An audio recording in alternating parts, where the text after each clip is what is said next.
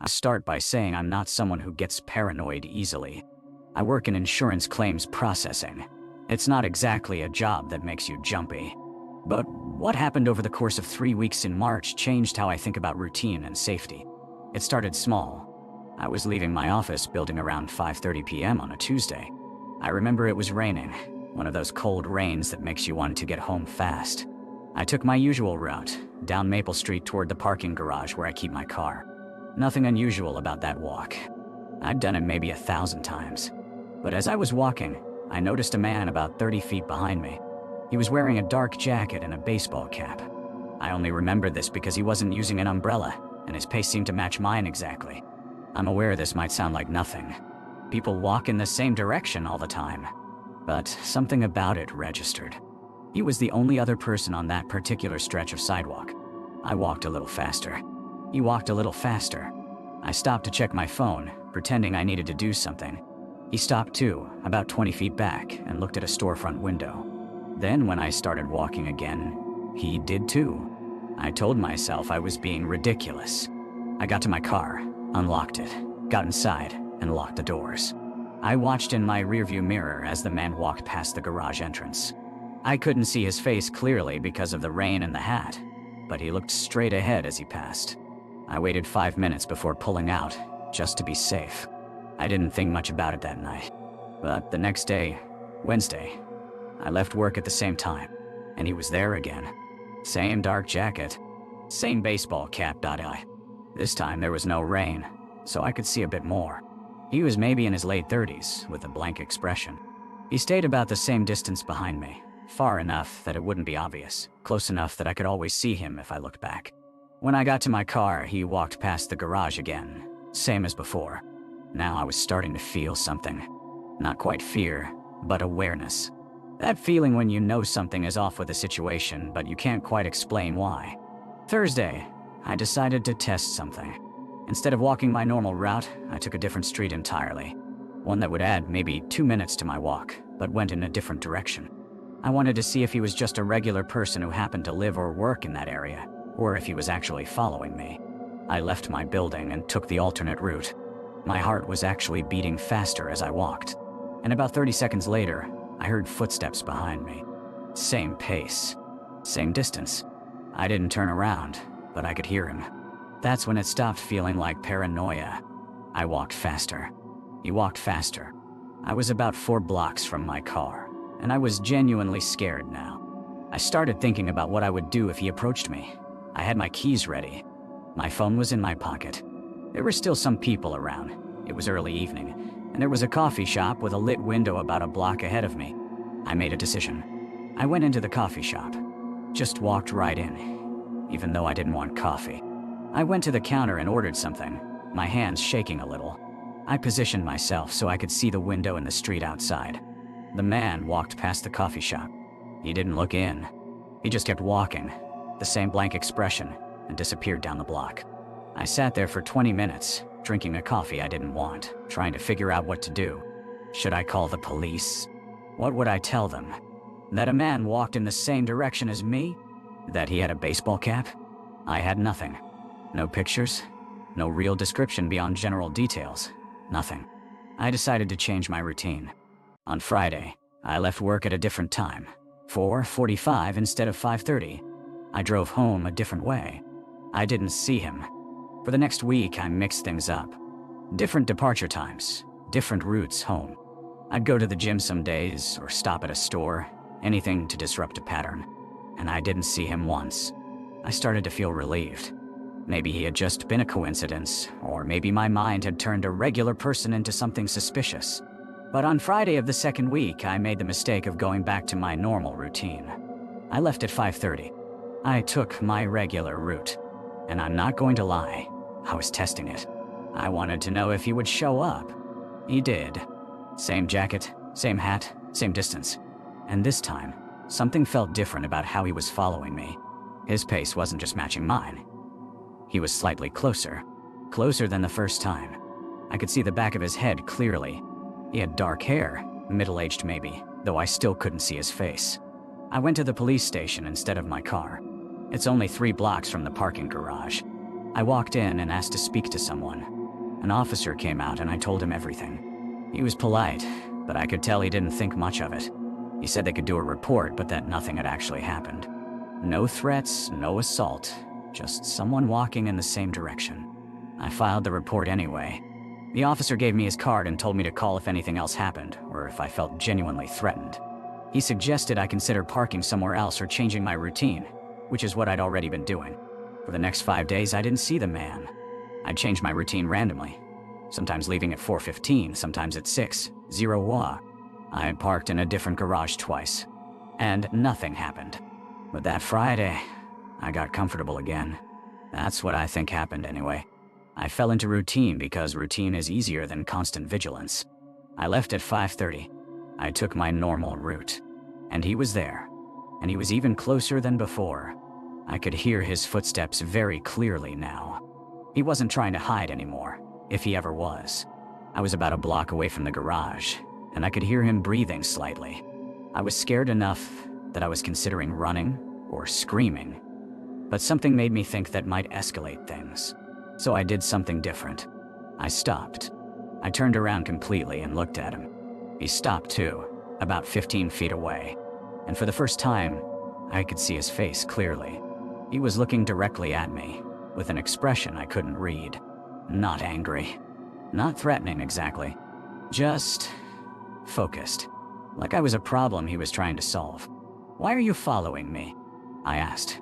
My voice was steadier than I felt. He didn't answer.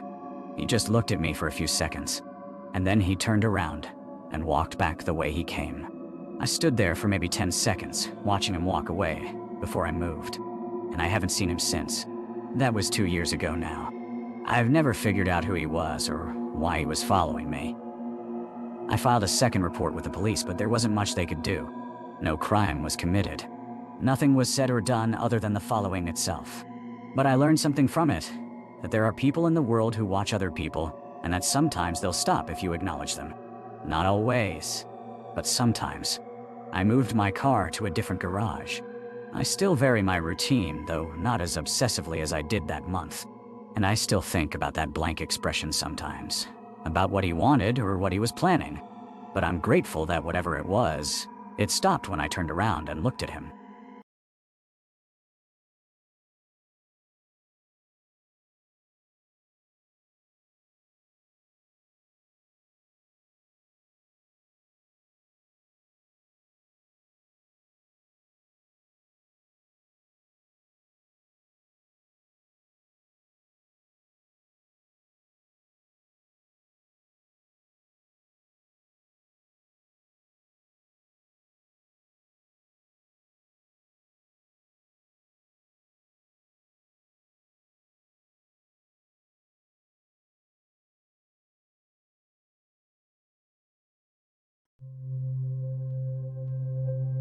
Having exercise early in the morning.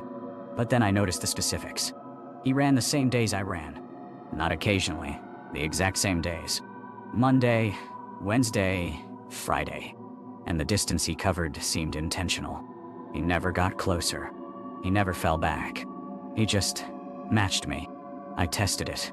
One week, I skipped my Wednesday run. Didn't see him. The next Monday, he was there again. Same distance back.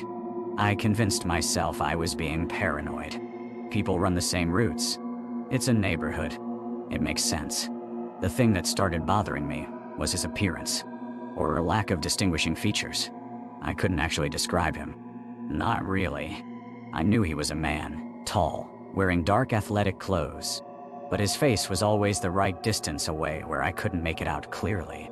He wore a dark baseball cap pulled low, every single time. By December, I started varying my route slightly. I'd add an extra mile on Miller Road to see what he'd do. He'd add an extra mile. I'd run faster. He'd run faster, maintaining that same gap. Never closer. Never further. I timed it.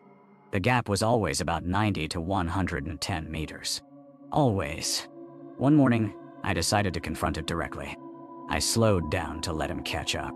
He immediately slowed down too, maintaining the distance. I stopped entirely in the middle of the road and turned around. He stopped. We just stood there, maybe 100 meters apart. I couldn't see his face clearly, even from that distance.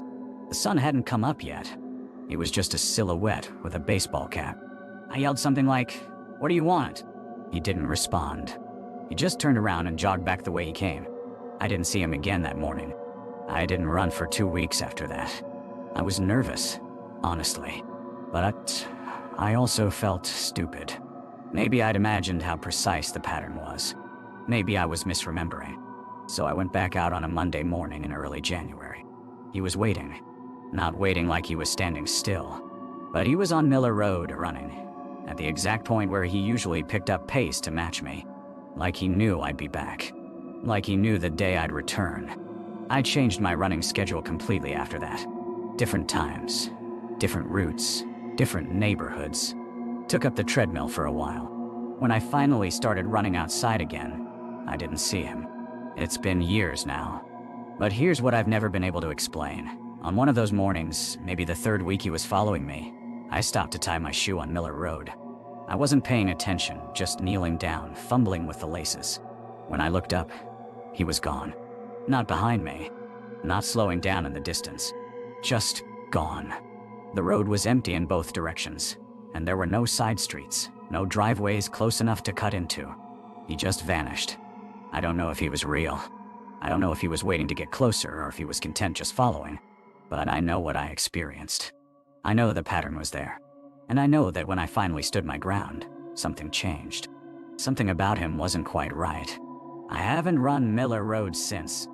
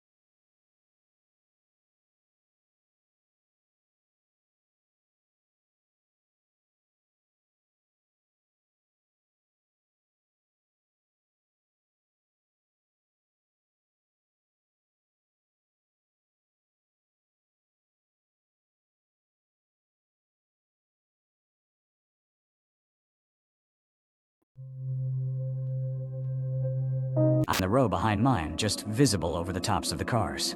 I told myself lots of people use the parking garage. Lots of people work late.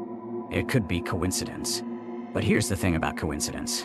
It stops feeling like coincidence when the variables are too specific. Same level. Same general time window. The way he'd position himself. The first time I actually spoke about it was to my manager, Derek. I didn't want to sound paranoid, so I played it casual. Just mentioned that I'd seen the same guy a few times. Derek didn't seem concerned. He said a lot of people park in that garage. People who work nearby. People who go to the bars on that block. That made sense. I accepted it and tried to stop noticing. But then things got more precise. One night, I walked to my car and found someone had left a shopping cart right behind it. Not just anywhere, directly centered behind my bumper. I had to move it to back out.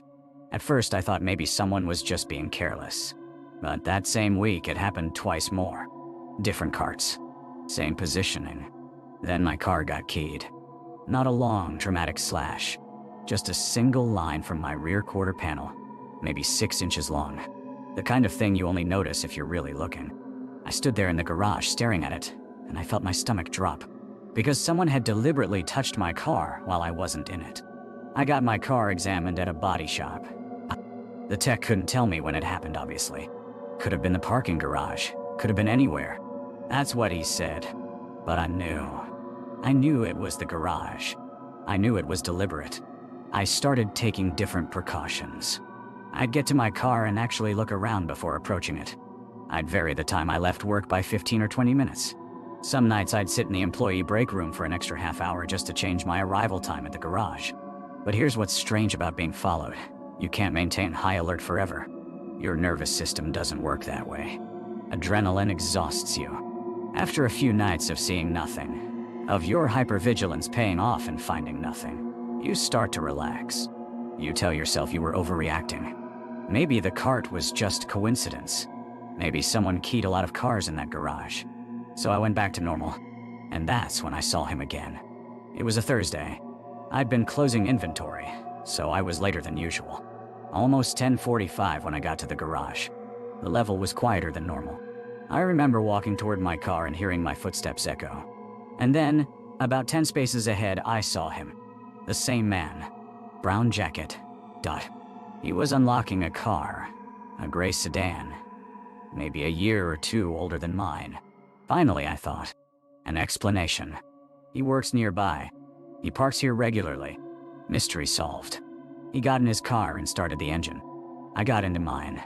But instead of driving toward the exit, he just sat there. Engine running. Interior lights still on. I could see him in profile, not moving. Just waiting. I didn't start my car. We just sat there.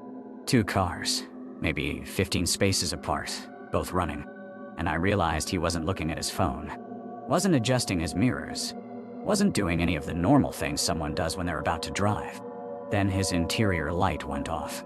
In the dark, with just the ambient glow of the garage lights, I couldn't see him anymore. And that's when I started my car and drove. Fast. Not recklessly, but I didn't ease out of my spot. I went straight for the exit. I never saw him follow me, but that doesn't mean anything. He knew where I was going. We both worked in the same area. He knew my car now. He'd already touched it. He'd already been in my space. Here's the part I haven't told many people. The next day, I was paranoid enough to check my car thoroughly. I looked under it. I opened my hood. I examined the interior for anything out of place. And I found it. Under the driver's seat, pushed all the way back where you wouldn't see it unless you were looking or unless you moved the seat forward. A single piece of paper with a hand-drawn map to it. My apartment building was circled. I went to the police. They took a report, but the map had no identifying marks. It could have been anyone. Someone playing a prank. A coincidence. That word again. Without more evidence. Without an actual confrontation or a threat, there wasn't much they could do. I've changed a lot since then. Different job now. Different apartment. Different car. I don't use the same grocery store. I don't run routes at the same time. I don't have a routine anymore, and I don't plan to. Because here's what I understand now. Routine is a luxury. It's something you can only afford when you believe the world is fundamentally safe. And I haven't believed that since I found that map. Sometimes I'll be driving, and I'll see a gray sedan a few cars back, and my whole body goes tight. Even though I've moved. Even though I've changed everything. Part of me is still in that parking garage, listening to 2 car engines running in the dark, waiting to see what happens next. I never saw his face clearly. That's the thing that keeps me up. If I'd just seen his face, I could have filed a report with a description. But he was always far enough away. Always just out of focus. That's the part that makes me think this isn't over.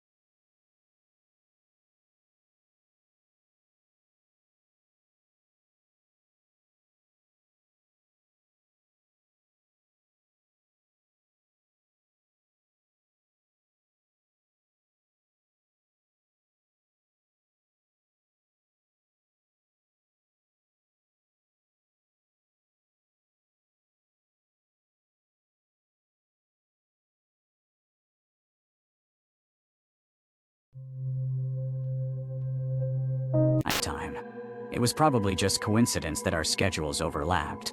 But there's something about your brain that picks up on patterns, even when you don't want it to. And the pattern was there. Then it stopped for about 2 weeks.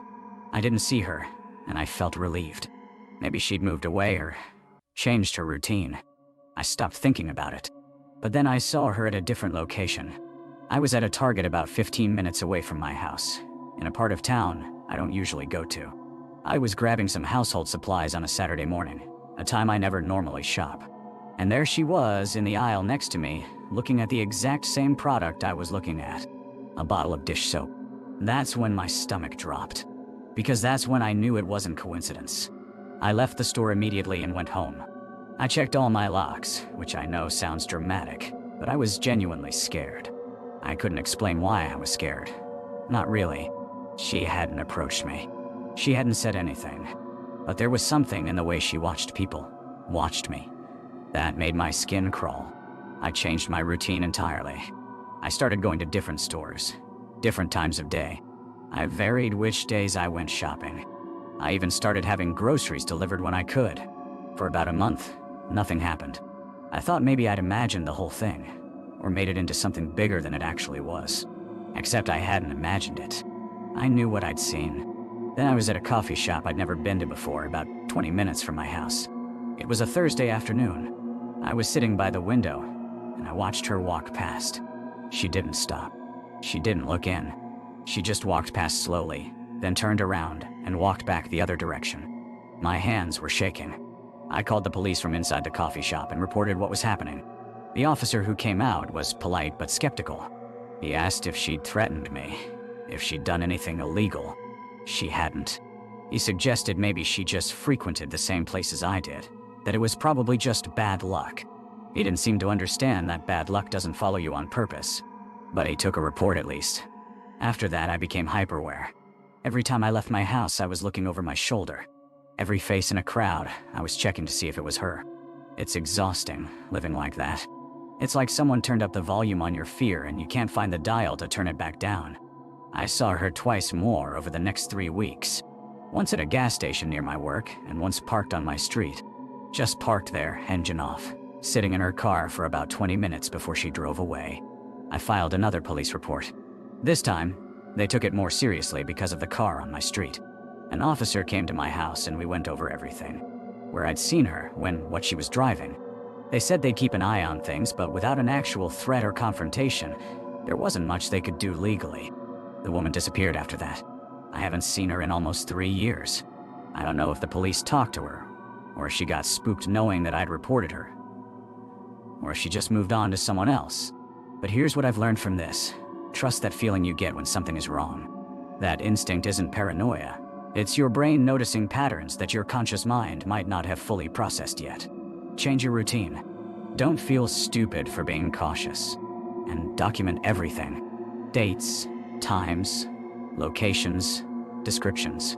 Because when you finally do have to convince someone that this is happening, the details are what matter. I still vary my schedule. I still check my mirrors when I drive. I still look at faces in crowds.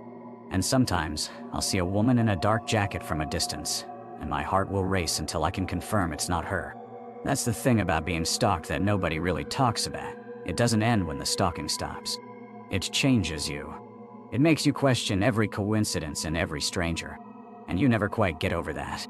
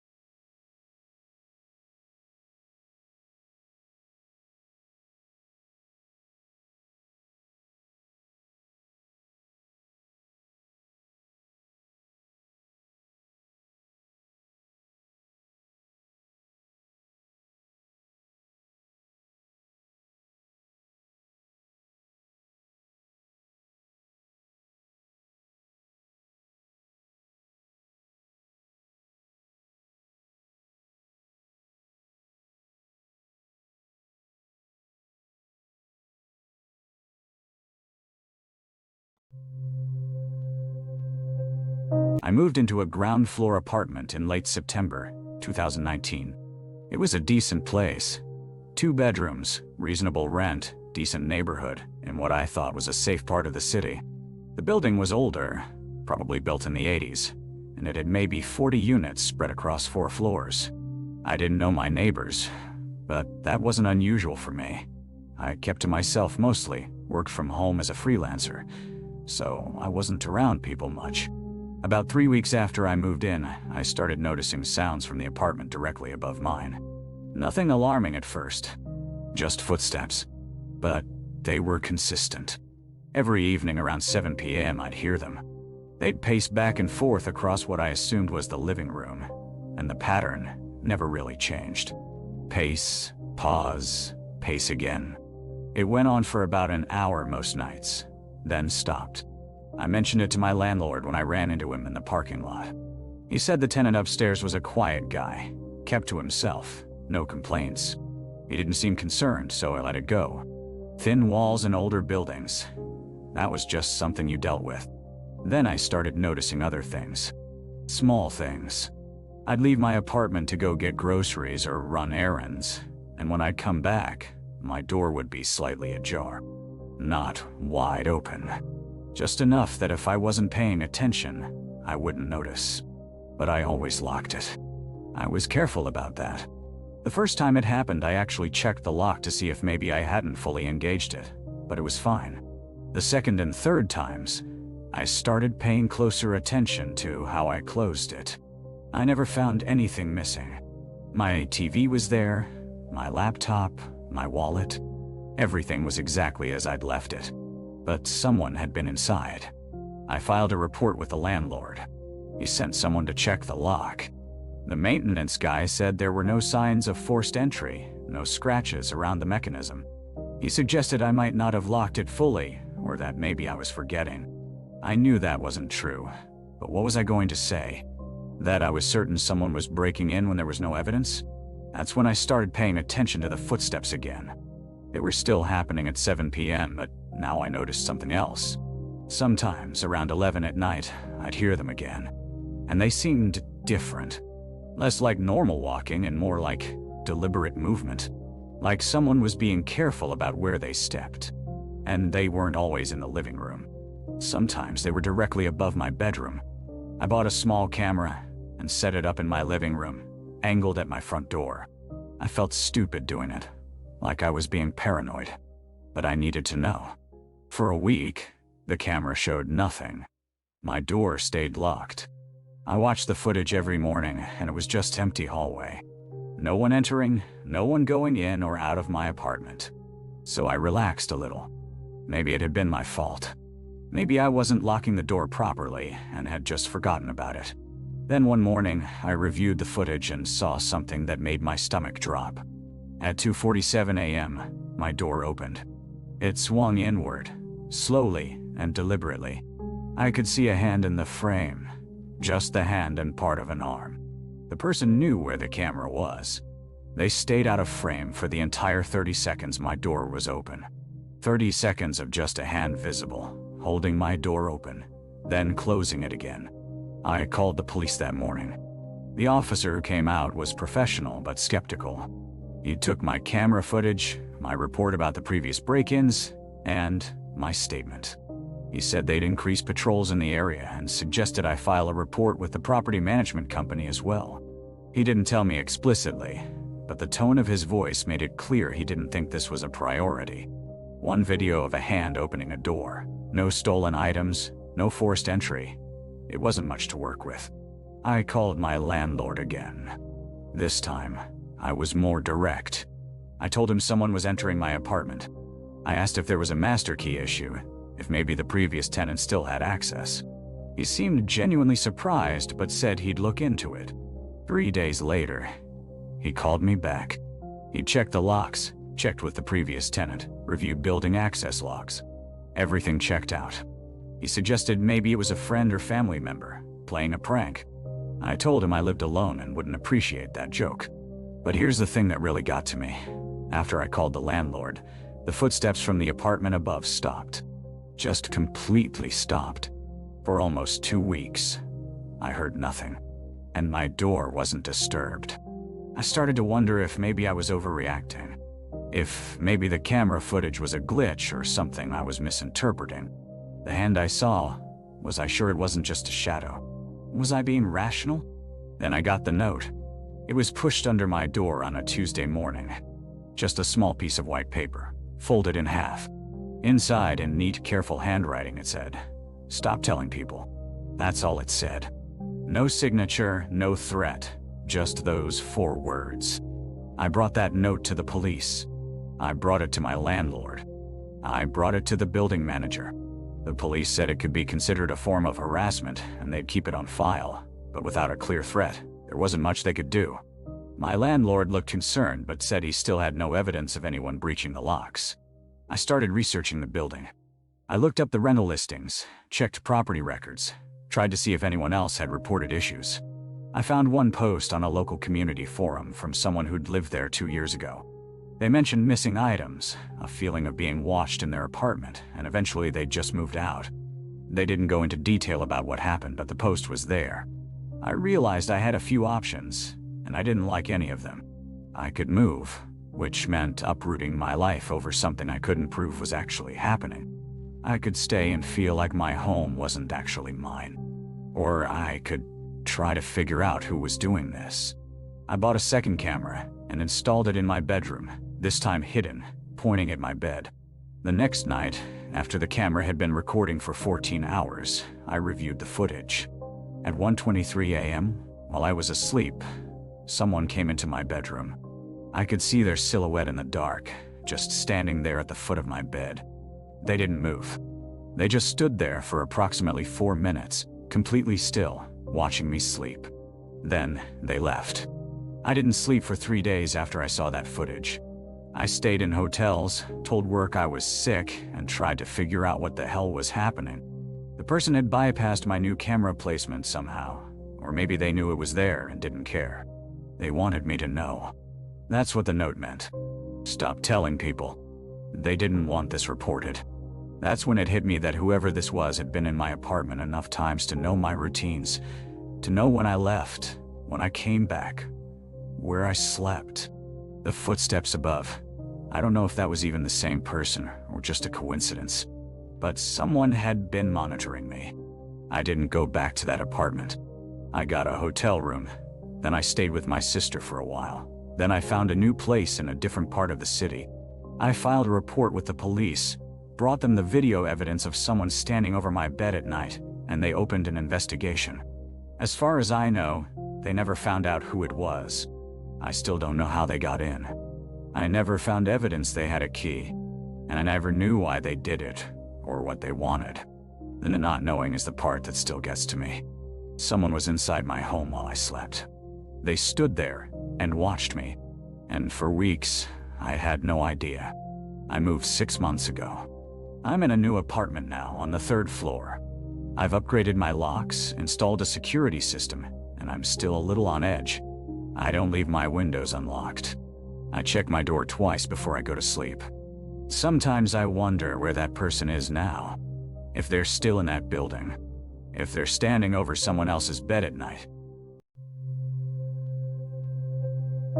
I had no idea where he'd gone. He could be anywhere. He could be watching me right now from some back road parallel to mine. That's when I did something I'd been avoiding. I took the car to the police station instead of home. It's a 10-minute detour from my usual route. The lights were still on. I went inside and talked to an officer, explained about the gas station, about the sedan, about seeing him at the second station I'd gone to. Said I thought someone might be following me. The officer was kind, but I could tell he didn't take it seriously. He asked if the guy had approached me, threatened me, done anything physical. When I said no, he explained that following someone around without explicit threats is difficult to prove. He suggested I vary my routes, keep my doors locked, and call back if anything escalated. He said they'd keep an eye out for the vehicle. I believed him at the time. Over the next month, I saw that sedan 3 more times. Once in a parking lot at the grocery store, parked in a row where he could see the entrance. Once driving behind me on a road that leads only to a residential neighborhood in my house. Once parked across the street from my workplace, about an hour before I typically leave. Each time I saw him, I didn't look directly at him. I didn't acknowledge it. I just noted it, filed it away, called the police again. A second officer I spoke to seemed to believe me more, but there still wasn't anything concrete. No threats, no property damage. Just a man who seemed to be in places where I was. I started changing everything. Different grocery stores, different routes to work, different departure times. I'd leave at 6 instead of 5:30. I'd take Highway 41 instead of the county road. I'd go to the Walmart 15 minutes away instead of the Target 5 minutes away. For about a week, I didn't see the sedan. I felt like I could breathe again. I thought maybe he'd gotten bored, or moved on to someone else, or decided whatever he wanted from me wasn't worth the effort. Then one afternoon, I was at a Target in a part of town I'd never been to before. I was getting some basics. Shirts, socks, the usual stuff. I was standing in the men's section, and I saw him. Gray hoodie, same guy, about 30 feet away, looking at shirts in a row that paralleled mine. He didn't turn to look at me. He just stood there, browsing seemingly, but positioned so he could see me peripherally. My heart rate spiked. Because this wasn't the same pattern anymore. The previous sightings had been along my routes, in the areas where I typically went. But I'd never been to this Target before. I'd randomized my location specifically to avoid patterns. There's no way he could have predicted I'd be here unless he was following me in real time. I left the store immediately, left the items on a shelf, just walked out, drove directly to the police station, a different one this time, further away, made a formal report, described the car, described the man, described the timeline. The officer on duty, a woman named Detective Morrison, actually listened. She told me to come back the next day with photos or identifying information if I had any. I spent that night looking through the security camera footage from my workplace. The owner keeps cameras in the parking lot. I found it, the sedan, parked facing the building, around 2 in the afternoon on a Tuesday. I printed the image. The license plate was partially visible, though not entirely clear. The next morning, I brought the photo to Detective Morrison. She took my information, got the vehicle details, assured me they would look into it. I felt like something was finally happening, like the system was working. For 2 weeks after that, I didn't see the sedan. I didn't see the man in the gray hoodie. I started to feel like maybe, just maybe, reporting it had spooked him. Or the police had done something, reached out to him, made it clear he was being watched. I let my guard down, just a little. Went back to my normal grocery store. Went to work like usual, leaving at 5:30 like I always had. Started to reclaim the spaces in my life that I'd given up. 3 weeks of normal. 3 weeks where nothing happened. That's when I noticed something different. I was at home one evening, around 8, and I realized I hadn't seen the sedan, but I had seen a truck. A silver Ford pickup, parked a few blocks over, visible from my apartment window, if I looked at just the right angle. It had been there for 2 days in the same spot.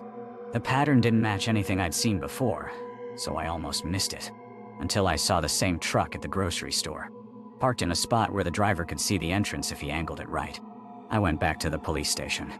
This time, Detective Morrison seemed, I don't know, concerned, but in a different way. She told me they'd had some trouble locating the registered owner of the sedan. The plate was registered to a rental company that had gone out of business 6 years ago. The VIN for my photo didn't match any vehicle in their system. It was possible, she said, that the plate was altered or fake. When I asked what that meant, she paused. She said it meant the person following me knew enough about not being found to take precautions. She recommended I consider staying somewhere else for a while, with family or a friend, somewhere the person wouldn't expect. I did that. Packed a bag and drove to my sister's place in another state. Told her some of it, not all of it, because I didn't want to sound completely crazy. I stayed there for 10 days. When I came back to my apartment, nothing had been disturbed. No broken windows, no messages, nothing. But the silver truck was parked in the same spot, 2 blocks over, angled toward my building. I don't know what he wants. I don't know if he means me physical harm, or if this is something else entirely. The police have been patient, but the vehicle situation has them confused. They've increased patrols in my area, and I've installed my own security system. Cameras, motion sensors, reinforced locks. It's been 4 months now since I first saw him at that Shell station. I still go there sometimes. I still see the sedan occasionally, though I can't confirm it's the same one. I've gotten used to seeing the silver truck. I've gotten used to checking my mirrors constantly, to varying my routes even though it doesn't seem to matter, to knowing that wherever I go, there's a decent chance he'll be there too. What I haven't gotten used to is the understanding that there's someone out there who's organized enough to use different vehicles, who knows my patterns well enough to predict where I'll be, and who has yet to reveal what he actually wants. The waiting is the hardest part. Not knowing if he's building towards something, or if he's found some satisfaction just in being present. In knowing that I know. In reminding me every few days that he's still there. That he's always there.